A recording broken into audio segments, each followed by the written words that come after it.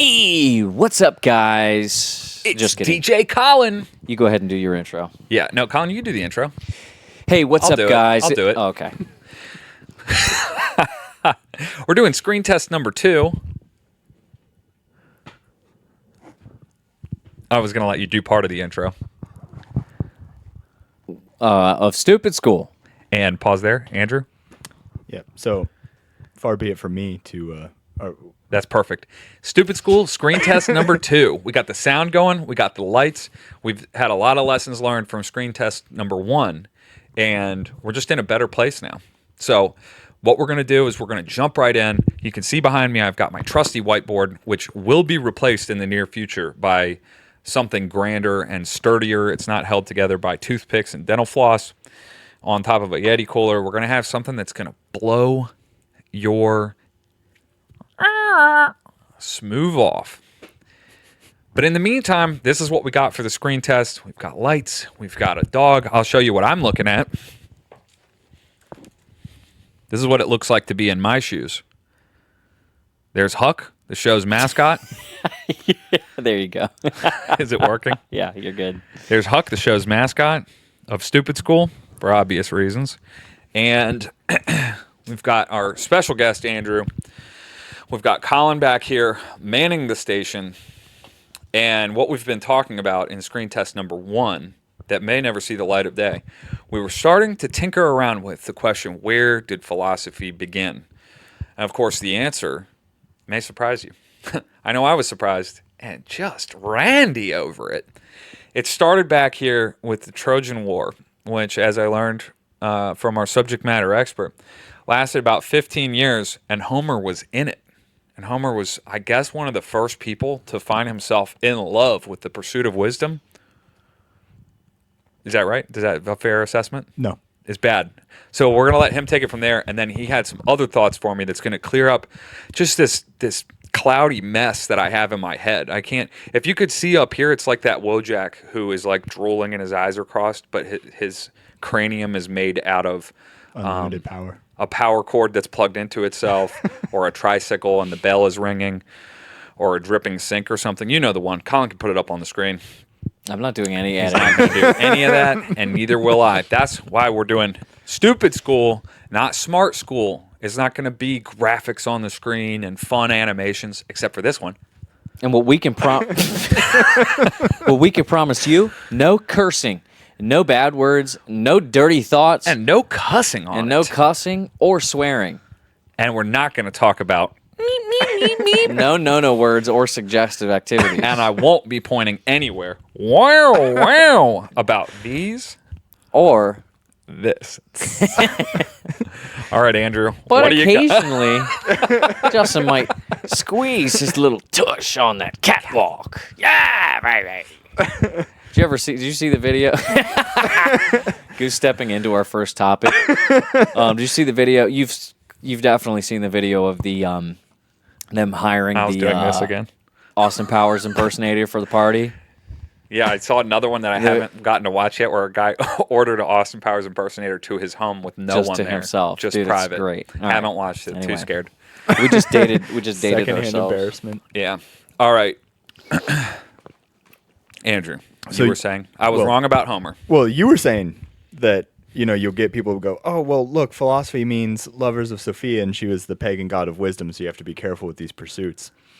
Far be it from me to shill a Catholic on as three Orthodox guys kind of going through this. But As St. Basil said, if he said, be like a bee that can fly to the flower of the pagan philosophies, take the honey and leave the part that you don't, or take the nectar and leave the part that it doesn't want. Same thing with the Catholics, as us Orthodox. If the truth is unbound As and it Saint- can come Yeah. from the mouth of... As St. Basil said, be yourself. Yeah, he did. You rub my lamp? G.K. Chesterton. I don't know how you guys feel about I didn't G.K. know he was a Catholic, though. I thought he was... Did you rub my lamp? No, he was Catholic. Did you squeeze my tush? You sure he's Catholic? I'm positive. He wrote a book called Orthodoxy, but it's on, correct Catholicism. But I thought Chesterton was like one of those big brain Protestants, or like Anglican or something like that. But More like G.K. Chinkerton. You're probably right. All right. No, he was Catholic. So he says, idolatry is committed not merely by setting up false gods, but also by setting up false devils. by making men afraid of war or alcohol or economic law when they should be afraid of spiritual corruption and cowardice. Ooh, me likey that. What's funny that I realized, I hate to take this off track. Put 'cause that we're on the gonna Philo side. Put that on the Philo side. Me likey. What's really funny, and I just realized, and then we'll get back into it. You're the only person that can't see one of the other people. Yes. So I can see you, I can see Colin. Colin can see both of us and what we're doing. But Colin can be back there when you're talking going. Yeah. Hopefully he Or is. other motions, other Yeah. No, gestures. it's fine. The sky's the limit. We Fun said years. no gestures. I'm not going to do it. Not I'll gonna describe do it. But I'm Take your not hand gonna- like this. Now like this. Now like this. We said no to that. Bless you. Thank you. A gentle yet sophisticated up and down motion. Gentle yet sophisticated. I have this camera here for a future capability where we have it always on Huck, which you can't see him right now The on Huck camera. cam, the Huck shock The cam. Huck shot. The Huck shock. The shock Also, cam. we're going to be shocking Huck. Just kind of We'll call it Yeah. shock a jock. shout out to our favorite leftist streamer, Hassan Piker. That's right. Why wasn't he on the Young Turks? He was a Young Turk, right? His uncle, Cenk. That's his uncle? Yeah. Are you for real? He's not young. That's like the old Turks. That's like one old Turk and one like vaguely maybe Lebanese. I had one. no idea that Cenk was What his is dad. she? Casparian. She sounds Uncle. like she's from the Caspian Sea. His uncle. His dunkle. Where's Caspian Sea? Prince Caspian. Yes. I have a read Prince fine- Caspian multiple times. You've heard it? Like Like he's handsome in that movie. He's handsome. He's got long hair. They came out with a Prince Caspian. It's kind of movie? like a Yeah. Spaniard. I missed it. They really I didn't made even watch those. The Voyage of the What are Dawn. those? Calormans? No, That's a dog. Calorman, whatever it is. They made them kind of like Spaniards. Why was Bob Barker the only one who was allowed to have that really skinny mic? You never see that anywhere. It's kind of 70s. I think it's because it was all the mics. You wish know I all had those one. 70s game shows where the game show host like rapes a little girl. I mean, we said we were going to keep this. Can you come up with a signal to stop me from doing this? Yeah. This I only did this as a joke one time in about 2009. I met this skinny, like 75-year-old tailor. He couldn't have been more than 135 pounds in Huntington, West Virginia, and he would have a perpetually burning cigarette, but he wouldn't smoke. He would smoke it, but few and far between. Yep. Mostly, it was just growing a long ash, and he would hold it like this, and it would roll up his arm.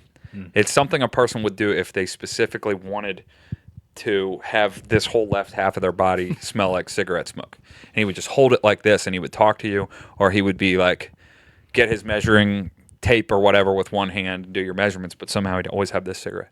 And I was doing that as like, I admired it because it was a funny aesthetic for a little old man to have who's a tailor. Yep. But I started doing it because I guess subconsciously I wanted to have that aura. But it doesn't come off as aura for me. It comes off as, number one, effeminate. Number two, it accentuates this Front badonkadonk. front badonk that I got going. I've done that lots of times. It's the plight of the jester, I call it. Colin's just a Picking up on somebody's cues, picking up on somebody's mannerisms and trying to do them because you think they're funny, but they become a part of you, and then people just think it's you, but really it's like you accidentally, purposely getting Yeah. hooked on somebody else's mannerisms that you thought were quirky and funny and like laughable, absurd, but now you become the absurd. Yeah, there's a lesson in there. I know we've told this on the podcast formerly known as Cursed World Problems, but I knew a guy in college that would say true to everything. And it was before, that may have even become a thing since then, but we're talking like 2009, 10, 11, 12, somewhere in there. And he used to just say true all the time. And to the point where like other of our friends would start making fun of him and be like, true. But then we did it so much to make each other laugh that eventually in other conversations with other people, unironically, we'd be like, true. And the great irony is that we ended up becoming that which we most lampooned. And then it's, likely that those other people out in the world went to their friends and they're like, there's this goofball that I know who says true all the time, but it's me. I think they call that memetics. Yes, they do. Tell us about memetics and how it translates. Do you know anything about Gerard? Yeah, I do. We'll do a brief intermission You know now. that he was Gerard, let's the- go that way. Okay. The We're going to chief- parse this off because I haven't used the board in a little bit. We're going to create a quadrant here. Well, it's more like a sextuplet. What's interesting, and a lot of people take this a bad way. I don't take it anyway because I'm retarded. I just listen to somebody I trust. 2 R's or one? I'm 2 R's in retarded. Yeah, No, not Gerarded. Gerard Butler. Oh. Gerarded. 2? It's IRARD. I don't know if I have the capacity to keep up with news and stuff Jerry Arded? He's French. on myself. Yeah, perfect. Gerard. Anyway, the guy that I listen to is like, it's a neutral, but a lot of people talk about how, people are scared of Palantir and the like, and Peter Thiel and all that kind of stuff. I might be wrong about this, but I'm pretty sure Gerard. How old is Gerard? Not too old. He's in his 70s now, I believe. So he's old. He's alive. Yeah. Okay. Wow. So Peter Thiel studied under, or was a sort of a protege of Gerard, and I think right under that is J.D. Vance, who was somewhat of a protege or something of Peter Thiel. And so there's this lineage of teaching mimetic theory. And that's a good example, though, of what we were talking about before, where if there's this guilt by association and the originator of the guilt, even still, that was painting with too broad of a brush, where someone told you this is a villain, and then you attribute that to a person who protéged under such and such a Exactly. person. I'm not saying that I'm totally sold on it. We had this conversation with Matt like a year and a half ago, where I was like, I don't know, man. I read online or I saw somebody's little string chart where they were connecting J.D. Vance with Peter Thiel, and Peter Thiel apparently is this antichrist figure and blah, blah, blah. I was being, the gullible, take everything at face value. I saw a meme once guy, and then Matt walked me through it and assuaged my pearl clutching. Matt's And one of the very few people who is not just following the rest of the salmon upstream or whatever. and he's I not, love, he's I will forever, just for the sake of playing this character, I will sit on the fence, and half of me will say, Matt, thank God you're here to explain this to me, because I would just be totally at the mercy of all these hysterics over here, but you can explain the nuance. And then the other half of me will always secretly be thinking, Matt, king of cope. yeah. And that's Always the thing is backwards he's not. at reverse engineering something so that it's not as nefarious as it seems. And I will play that perfect. I will be the duality of Chud. It's kind of like nuanced Hitler takes. Like the fact that you are the one who's more regularly or more frequently defending, or what looks like defending. no, not not you. me. A person who is You asked me about regularly Hitler? being like, he's not that bad of a guy. He's Bad. not that bad of a guy. He's not that bad of a guy. They look like they are the exact opposite end of the spectrum, as if he's the good guy. He is the best. He's the best thing that ever happened. When in reality, it just looks like they're a super proponent of him, because they're always just playing. Their main point is that he's not what they say he is. You know what I Yeah. mean? And so Yeah. I think it's the similar situation with a very similar situation. It's just trying to rip off freaking Gavin and and they were ripping off Ryan. something else. Yeah. Anyway, very similar situation where he's not the world's biggest Teal fan. Mm-hmm. That he thinks he's perfect and that he's whatever, but he is. But he is not. forced He to refuses defend. exactly. Yeah. He refuses to just go along with simple retard brain. Palantir equals bad. He's not. He's a fake Christian. He's gay and all that kind of stuff. It's like He's gay. things are the Willem Dafoe. the world is nuanced, know what I'm talking about? and that's just how it is. You can't have really a very simple take on anything unless you are prepared to be wrong. I'll tell you the other good thing about the 3-man dynamic here is if you keep yapping and I'm bored with it, I can look over to Andrew and just be Yeah. like, you remember the Willem Dafoe meme where he's like, he's gay? I don't. Doesn't seem like Andrew is very as terminally online as we supposed. Oh, I am terminally online. I'm just. In different spaces. He's in the different shadows. spaces. He's reading about Heraclitus and stuff, and I'm reading about... Heraclitus. Heraclitus. All right, so where do we go from that? Because we have a few open threads here. I keep Yeah, I know. opening browser tabs, Yeah, and we we need to don't close get back. some. They're all open. Don't worry. Good, good. All right. Real quick, under Gerarded, write Eric Gons. Another Frenchman. Gons. Aaron Eric. ERIC. Gong. Aaron Carter. GANS. What was ANS. what was wrong? You said Hank Aaron? You said it was something different. Yeah. What'd you say? Don't worry about Hank it. Eric. Hold on. Okay, Gonzalez. Okay, and what was his Hans? Hold on. Gans. GANS.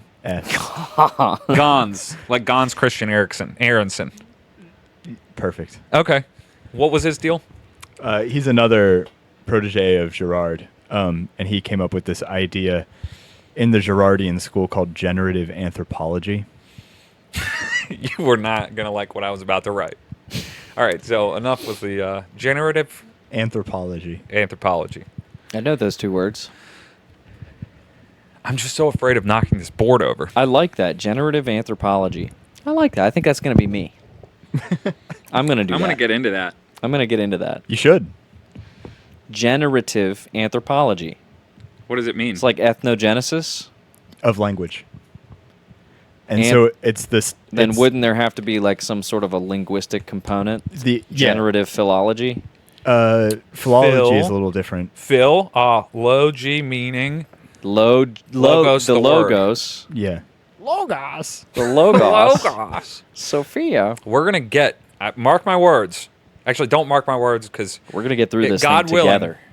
I'm gonna get E. Michael Jones in that seat. Now it may be a long journey, but this is where it all begins. All right. Flimsy, Go on. Lead him through. lead me through. You got All right.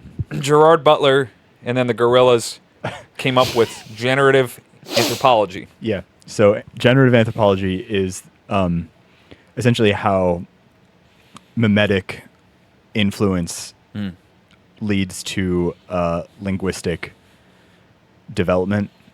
And so you start, there's three types of language. There is, what is it? There, propositional language. There is, actually, I might have this one in my notebook. T-minus 8 minutes. I got to go. But you can come back here and take this spot if you'd like, Andrew. Okay. If you guys want to keep rolling.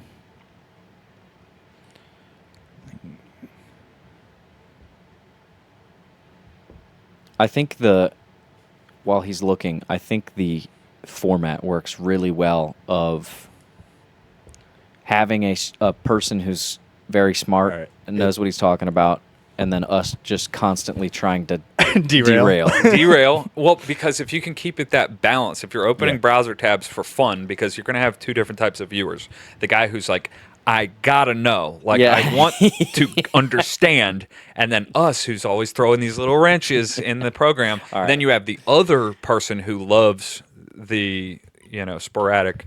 All right. So this is from my notes section. I'm not Googling things to make it sound like, oh, I know all the answers. Real quick over here, just rapidly Googling. Yeah, but to you have get the everything answers. on your BlackBerry. This guy lives by the BlackBerry. So BlackBerry, yeah, so true.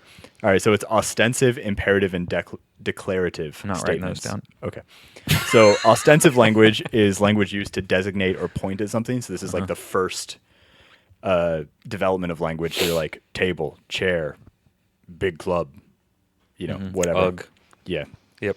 And then you have imperative language that issues a command informing someone that they need to perform an action, and then declarative, which is propositional statements about the world. So I'm declaring that such and such is true. What was propositional, or what was the second one you named?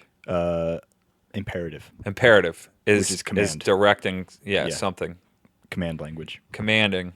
There's telling facts. There's informing someone. There's commanding someone, and the first one is just identifying, like putting a symbol Yeah, to a ostensive. Yep. thing. Okay. It's designatory. Is that a word? Designative. Designatory. Yep. And then declarative or propositional statements. So linguistics evolve in this order: first ostensive, then imperative, then declarative. Each has its own dialectic to allow for new forms of language to evolve. Each has an intentionality structure that involves linguistic intricacies between the speaker and the listener, and the direction of intention. Misuse of intention is what spurs for new forms of linguistic evolution. Declarative speech is the only of the three that is separate from intentionality within the physical world and can take place solely within the mind of the speaker or listener. In English, please. Sorry, this is just how I take my notes. Man. Dude, no, it's perfect. It's the most infuriating. Some guy who's undermining this thing that you put all of your brain power into, and you were like Yeah. meticulous about, and then some guy go, "Oh, in English, please." How about this though? We tested on something. Okay. You got 3 types, and it's supposed to be comprehensive. Yeah. All right. Hold on. Andrew, come over, take my spot, and I'm going to get you set up. All right. We'll All just do a pause. You're gonna pause? I'll just ask the question while he's walking around the table. Okay. Because it's such a dumb. It was going to be a joke. I was going to ask you which type of language the following, which category the following falls into. It's an image. Since we're talking about memes, it's an image of Bad Luck Brian, and it says, "Parents give him concert tickets," and then the bottom text, Nickelback. Yeah. Now, which type is that? Seems like the theory doesn't work to me. And I was just rattling off. Concert tickets, Nickelback. Yep, that's the meme. That's offensive. It's offensive language because you're describing something that's taking place in the real world. There's no propositional. And it's not a conveyance of And it's a also not factual. It's only conveying factual information. But I thought that was the third one. I thought, No, because the third one is propositional, and it can therefore. oh, so this is me just telling. 4% left on this. We swap back. Well, we can call it too. I mean, this is awesome. Great screen test. The great screen test. Maybe we run that battery out. Because I'm also like losing crazy steam, but it'll be good for Andrew to be able to at least see what this is about. And we're cross-functional training right now. use OBS? Sort of. If you don't, then this will be a good, because that's good for individual streaming and podcasting too. I hardly know OBS, just some of the basics. And then it doesn't work the way I expect it to either. I said I'm still using this, right? Yep. Okay. So in theory, I don't really need to change much, right? And you're not going to get any weird feedback or anything, right? Well, because he's got the headphones, so it shouldn't be. Yeah. Should be good. Should be good. I turned mine off. Yeah. We need to probably get a big box of batteries just to keep around for that specifically. For the... Let's go I have ahead and batteries. call it because Okay. it's already at 3%. Wait. Did you already hit the button? No. All right, guys. That has been a special behind-the-scenes sneak peek of a little something called Stupid School. Screen test number 2. Don't forget to bop that like button, subscribe in the comments, and leave the comments in the description. That helps this channel stay alive, keeps the lights on. And worst of all right, now you can cut it.